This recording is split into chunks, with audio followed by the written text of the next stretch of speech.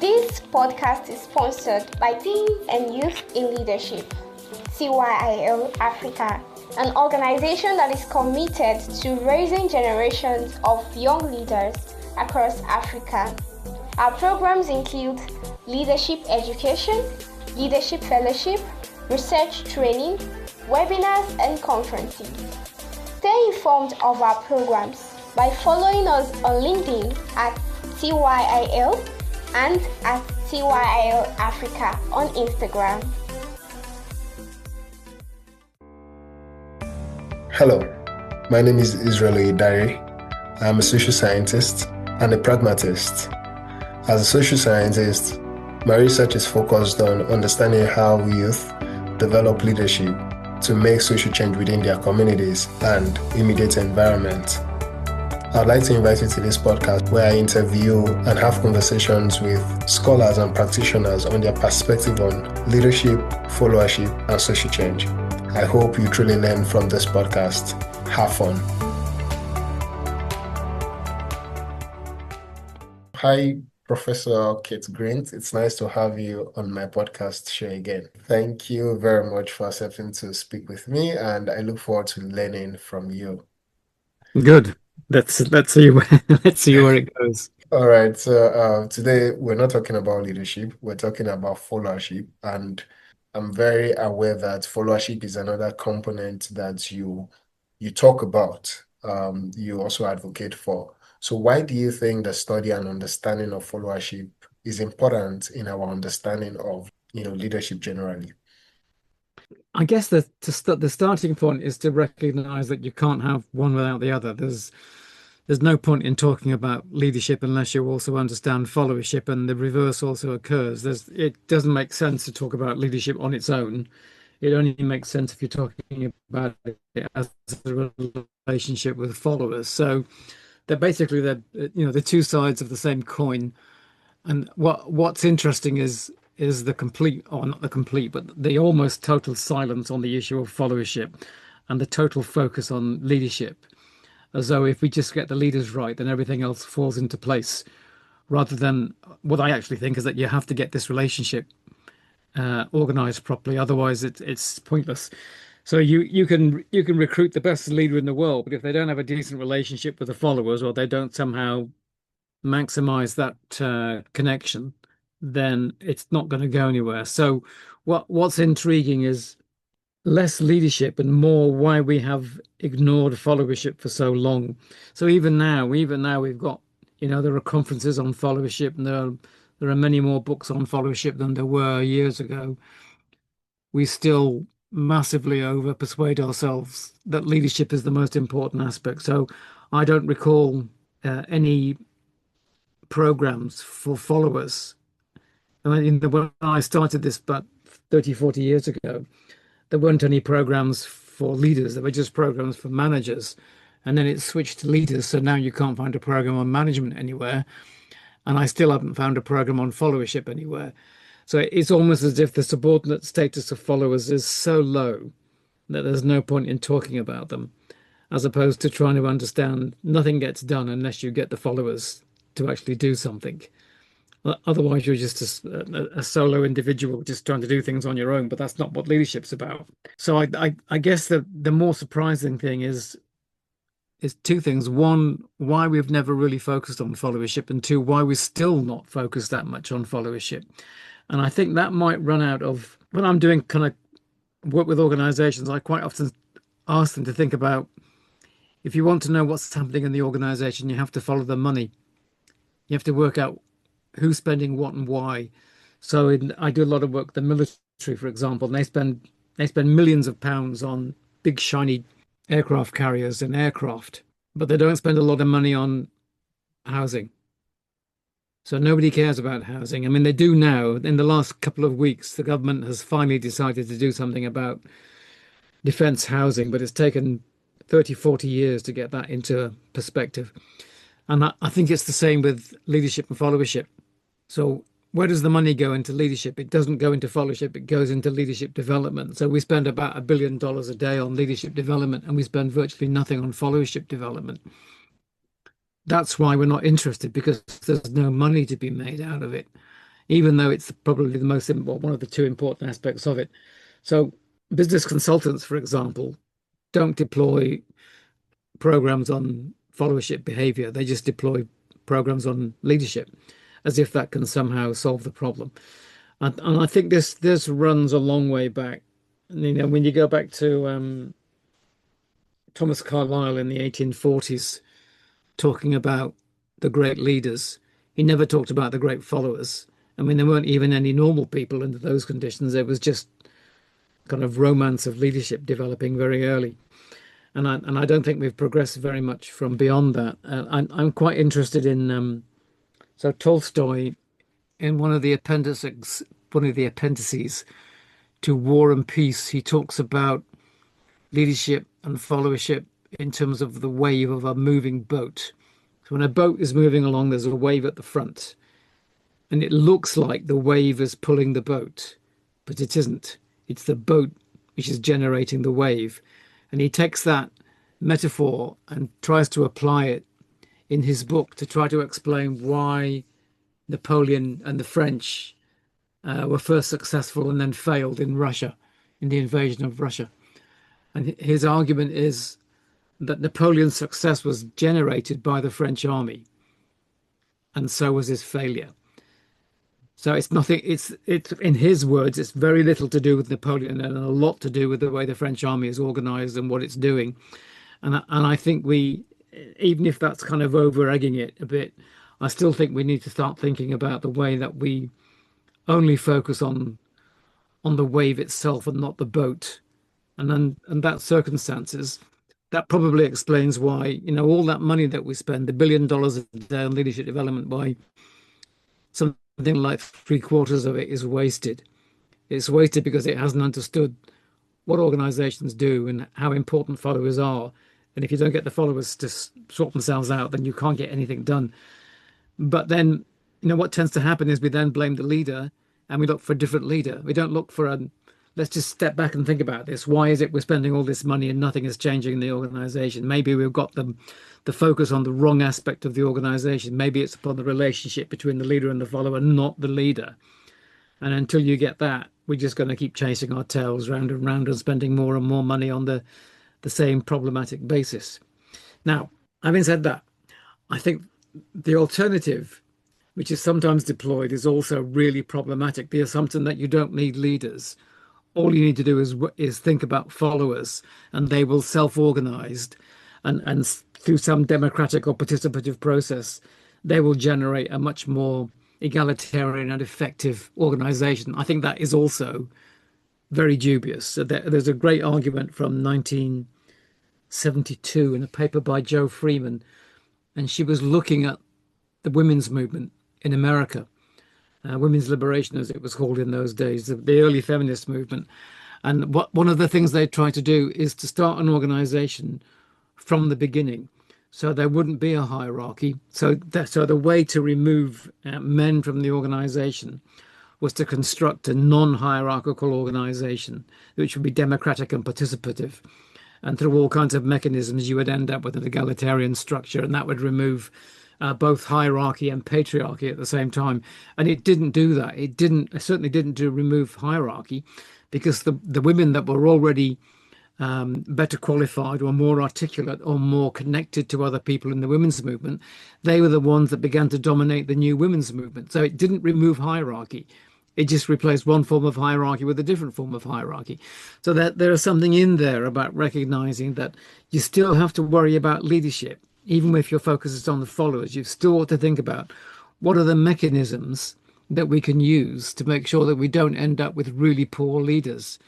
And of course, in the political regime, one of those mechanisms is democracy, the idea that you can replace leaders. And I think Churchill was probably right in his argument that democracy is the least worst system. In other words, it's better than an autocracy. It's better than a dictatorship, because you can get rid of whoever's screwing your life up. But that doesn't mean to say it's going to generate wonderful people. And I think we only need to look around the world to see the rise of autocratic populists amongst many democratic nations to recognize that there are significant flaws in democracy unless you can get some processes, some mechanisms for constantly holding them to account and replacing them easily when they get beyond themselves. When they get hubristic, when hubris kicks in, that's when most leaders start to fail. And I think the democratic system or processes akin to that are valuable for trying to resolve the problem. How do we stop leaders distorting organizations, and what is the role of followers in facilitating that pattern of behavior so that you can hold leaders to account? So to get back to your question a long time ago, I don't think you can talk about followers or leaders on their own. You have to start thinking about the relationship between the two and the processes that hold them together or pull them apart. Wow. All right. So now I'm gonna stay on that question for a few minutes. I know that, many people when they're talking about leader-follower relationship, most often it's hierarchical.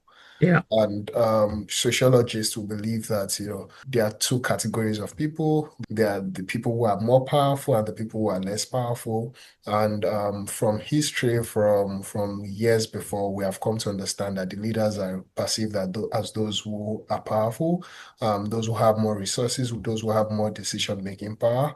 And the followers are probably those who are supposed to submit or are subjected to the leader. Do you think there is gonna be any situation where leaders and followers or leadership and followership can be on the same line of influence? I think they can be on the same line of influence under certain conditions, but not on a permanent basis. So one argument is when you, as I just referred to, whether you can get rid of leadership altogether.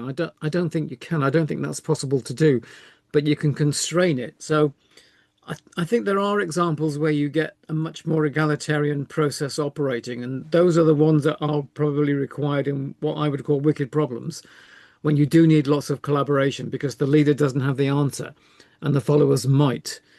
So I think there are issues there in terms of how that's organized. But in general terms, I guess my answer would be I don't think you can think of a permanent basis that would operate on. I mean, there are small scale and short-lived organizations, only 20 or 30 people, and there are methods to ensure the limits of control. So you can have rotation of leadership roles, you can have rotation of chairing positions, you can have people elected by sortition. So you just randomly, like the Greeks did, they just randomly put people in power and then held them to account for a year and then replaced them. So I think there are mechanisms that you can limit that, but that isn't the same thing as understanding that you can have this kind of utopian egalitarian culture. I mean, I would like to think there is, but my understanding of history is that that's not possible in a large scale or long-lived organization. Mm. All right, thank you so much. Now, to organizational theories and practices, how do you believe that we can bridge the theories of leadership, research, and practice to involve followership? Yeah, there are several answers to that. One would be to use a kind of more anthropological approach. So get engaged in more ethnographic research. So you're actually tracing what is going on rather than just asking people questionnaires all the time about what they think about leaders or what they think about followers, which I don't think is a particularly useful method for trying to understand this relationship, because we are really bad at understanding relationships. But I think if we get involved in more ethnographic work, I think we can begin to understand the importance of the leader follower argument. I think the other aspect of this is to try to recognize what pays in leadership research are not the things that you're talking about. The things that you're talking about don't satisfy the demands of business consultants.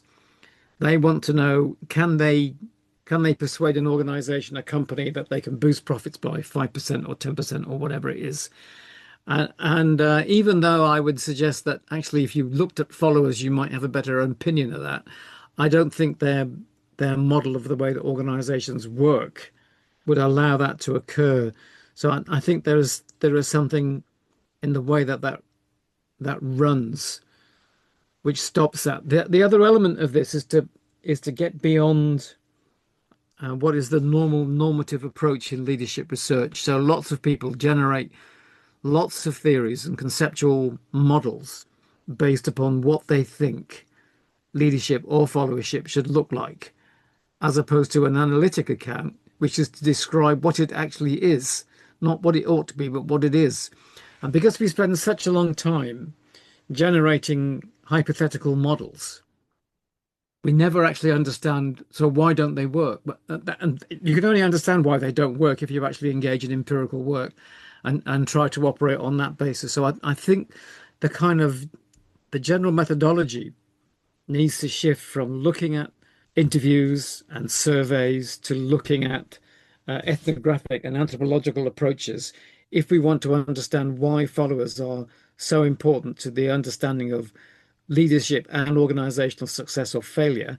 And the other element of that is to recognize what many of the leadership theories don't, which is most jobs for most people are what David Graeber calls bullshit jobs. They have virtually no interest. So zero interest. They appear to make no difference to the way the organization is running. And yet we expect followers to give themselves 100% to the organization, having given them a job which is not really well paid and has almost no internal interest within the job itself.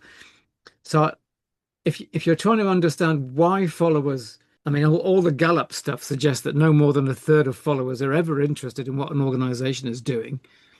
So why is that? Well, if you follow the Gallup approach and the business consultants approach, it's because the leadership is not really organizing the followers properly. I don't think it's that. I think it's because the followers' jobs are so dull and repetitive that nobody could be interested in that. So most people go to work because they get paid to go to work. They go to work because they want to change the world, because there's no way of changing the world if you're just screwing wheel nuts onto a tire all day long. It just doesn't make any kind of sense. So I think we have to recognize the kind of limits in terms of conventional jobs, which explains why followers are usually disinterested in work. And it's not about just changing the leadership patterns or articulating a vision. It's actually changing the nature of the jobs. Wow.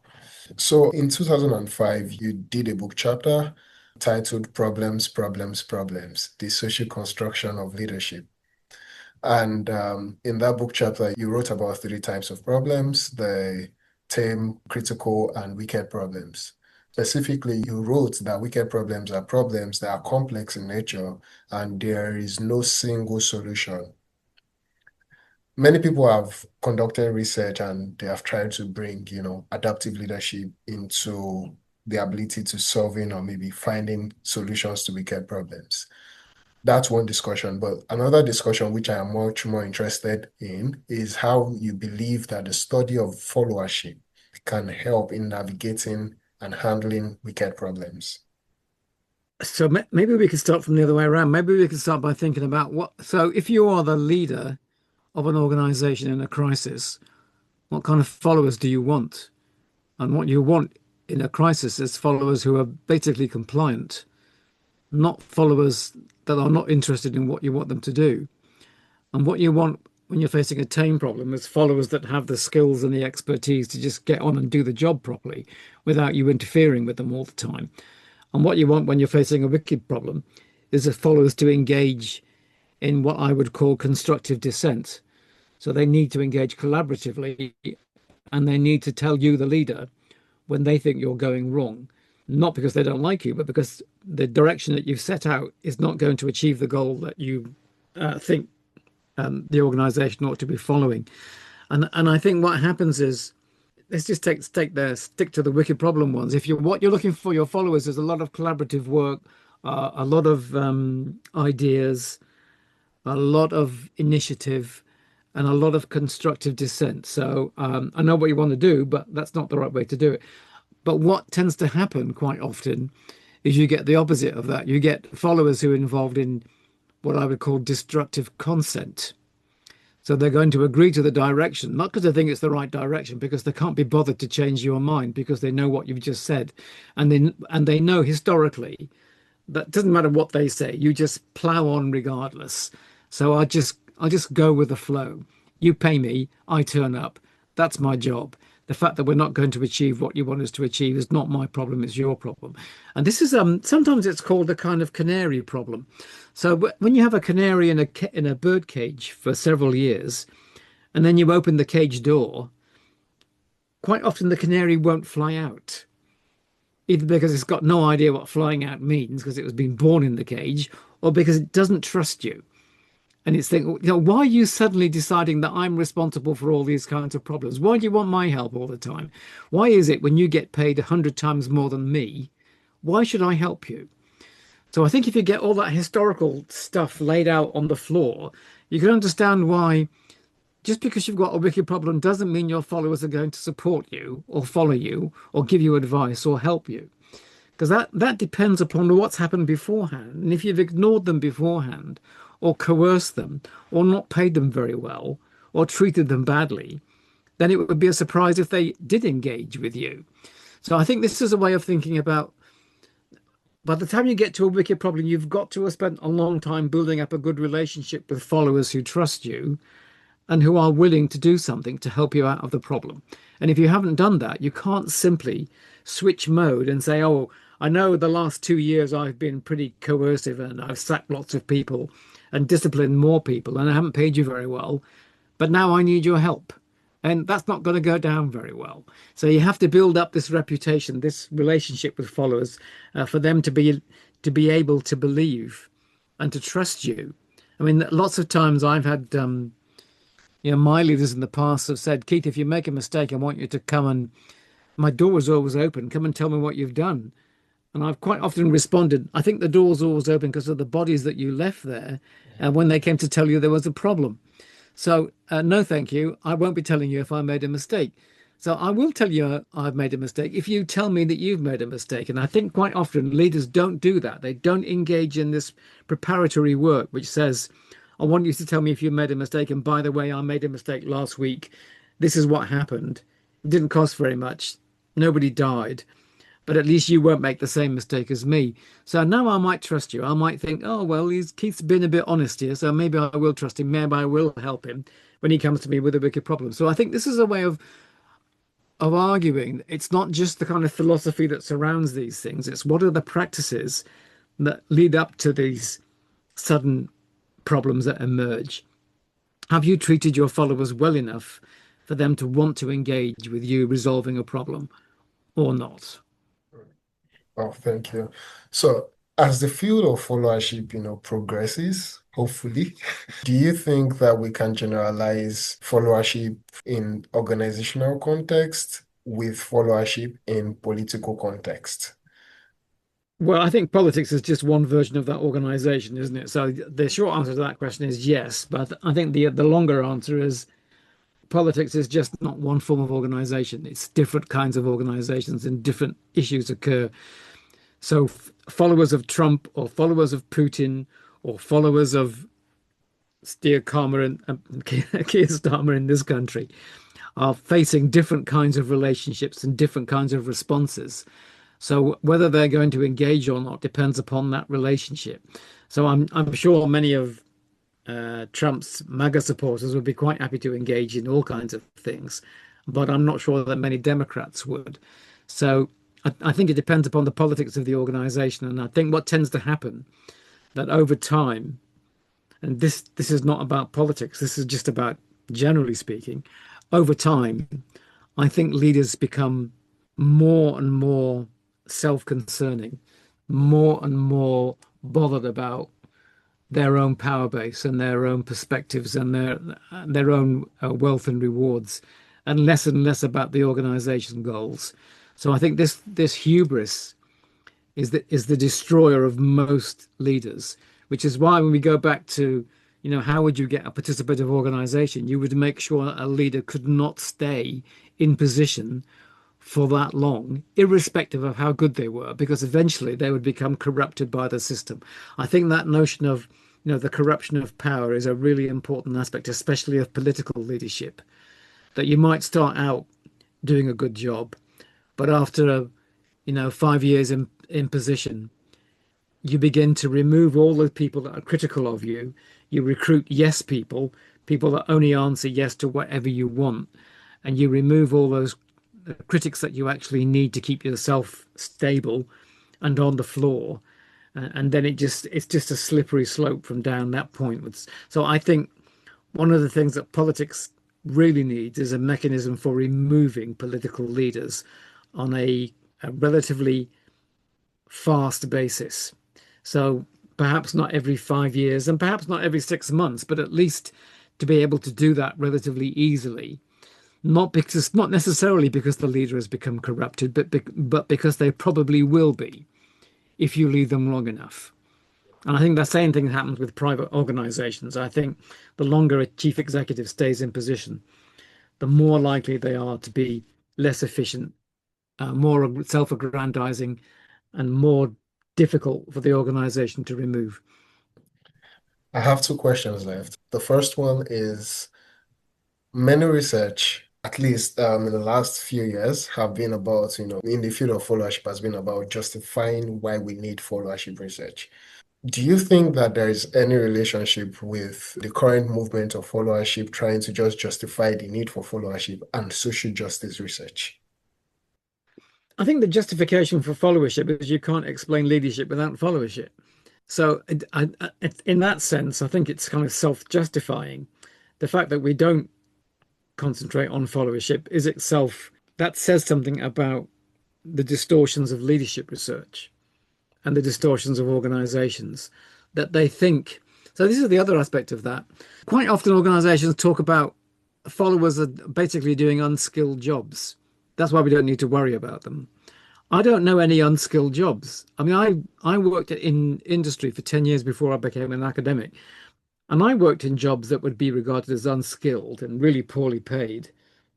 But there was always a lot of skill involved. It wasn't something, I mean, you can see that by the way, the difference in terms of, are you the same on day one in an unskilled job as you are in day 65? And the answer is no, because you've built up this routines of skills that enable you to do things. So things like cleaning is actually quite a difficult, I was cleaning for about 6 months. It's quite a difficult job to do. I mean, it might look easy. It might look that anybody can do it, but I don't think that's the case. I think there's a lot of skill in being able to, to clean properly and being able, and all these unskilled jobs.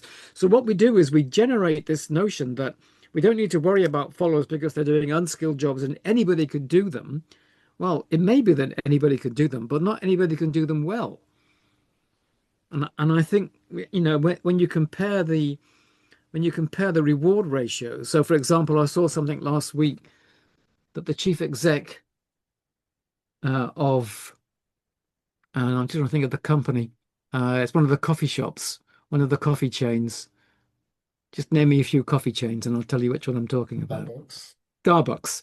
The chief exec of Starbucks gets 6,666 times more money than the average employee in Starbucks. Now, I cannot believe that the chief exec is 6,000 times more important, or the job is 6,000 times more difficult than it is for the average employee in Starbucks. So there's something in there about the way that we reward leaders unnecessarily, because if you look at other countries, the reward ratio is nowhere near that. In Japan, for example, it's nowhere near that. In England, in UK, it's quite close, but there are lots of places where it isn't close. So it's not as if an objective assessment of the job explains the reward mechanisms. It's just our preferences for leadership. And I think Anglo-Saxon countries, UK and USA in particular, are besotted with this notion of heroic leaders. And that if we don't pay them exorbitant amount of money, then nobody would do the job. Well, we've never had a place, we've never been in a position where somebody isn't leading organizations. So that just doesn't make any kind of sense. And I think it's just a mechanism for over-rewarding leaders. And that is in itself a reflection of our over-focus on the romance of leadership rather than how an organization actually runs.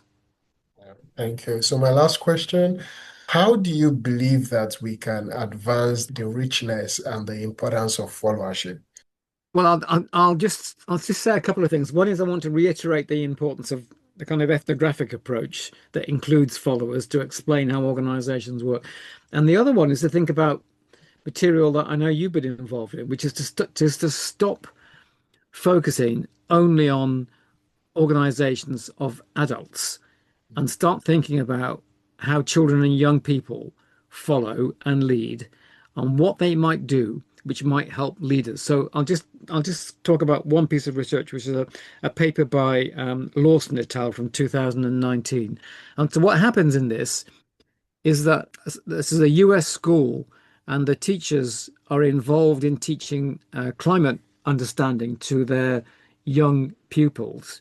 And then they measure their interest in climate change before the teaching and after the teaching, so the impact effect of this. And what they also measure is the impact upon the children's parents.